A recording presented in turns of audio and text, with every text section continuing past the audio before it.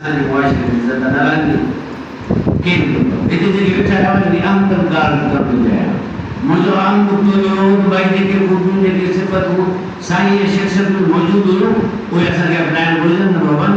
Number 2, हिन stage जो फ़ाइदो वठनि। बाबा एजुकेशन सिंध जी बर्बाद पई थिए, ॿोली ॿार खे ख़त लिखणु कोन हुजे, यूनिवर्सिटी ॿार खे सिंधी जी ख़बर कान्हे पई, उहो ख़बर आहे उस्ताद रहियो आहे केतिरी ईंदी आहे सिंधी, रुॻो ॿोली करण सां कोन थींदो। अमल से ज़िंदगी बनती है, जन्नत भी जहन्नम भी। अमल जी ॻाल्हि कयो, ॻाल्हि सां कुझु कोन थींदो।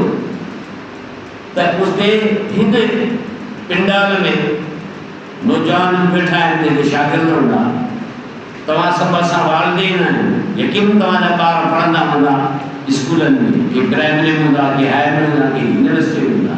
त मां चवां थो एजुकेशन जेका आहे 4 व्हील गाॾीअ जी मिसाल आहे। जेकॾहिं हुनजो हिकिड़ो टायर पंक्चर थी पियो न, गाॾी इम्बेलेंस थी वेंदी। स्टूडेंट, वालिदेन, उस्ताद ऐं एडमिनिस्ट्रेशन, इन्हनि जो पाण में जेसि ताईं लाॻापो न रहंदो तेसि ताईं घुर्बल न थींदा, न मिलंदा। तव्हां केतिरा चौकीदार मुक़ररु कयो, तव्हां बायोमेट्रिकूं आहियो, तव्हां फलाण था कयो, हीअं था कयो, कुझु हिकिड़ो ॾींहुं हूंदो या अंशरो ज़िलो त दादू सां मिलियल हूंदो, हिकिड़ो ॾींहुं हूंदो, पोइ सॼो ज़िलो संभालींदो। हे अलाए केतिरा चौकीदार रखिया अथनि बायोमेट्रिकूं साईं, अखि छिप जो फोटू, फलाणो फोटू, तीरो फोटू, हिन खां अञा ख़बर कान्हे मास्टर स्कूल अचनि लाइ। साईं रोशन हुयो, हिकु ज़िम्मेवार उस्ताद हुयो, उन पंहिंजे ज़िम्मेवारी सां पंहिंजो फ़र्ज़ु निभायो। ईअं मां चवंदुसि त असां सभिनी खे, तव्हां वालिदेन आहियो, तव्हां पंहिंजे ॿारनि खां पुछो तव्हां स्कूल विया आहियो, छा पढ़ी आया आहियो। ईअं त कोन्हे स्कूल जो बहानो करे घणा वरी लूडो रांदि ते हलिया। वालिदेन पुछणु छॾे ॾिनो आहे। शागिर्द चवे थो उस्ताद न हुजां, आज़ादु हुजां, उस्ताद चए थो छोकिरा न अचनि त बसि मां चाहियां कि अख़बार पढ़ी हलियो वञा। सभु असांखे हिते हिकिड़ा लाड़ा डेवलप कराया विया आहिनि, अहिड़ा लाड़ा डेवलप कराया अथनि। सिंधी में वाह अणहेरे जी त अणहेरिया न हेर मथां हिरी पवनि, हेरिया न खेर मथां विड़ी पवनि। हिते असांखे हेरायो वियो आहे हिन रवैये न आदतूं लुटी न आहे करे, वारी ड्यूटी जेको नथो करे उहो मुस्लमान आहे, उहो फलाणे साहब जो माण्हू आहे। यानी हिकिड़ा नवां लाड़ा डेवलप थियल आहिनि।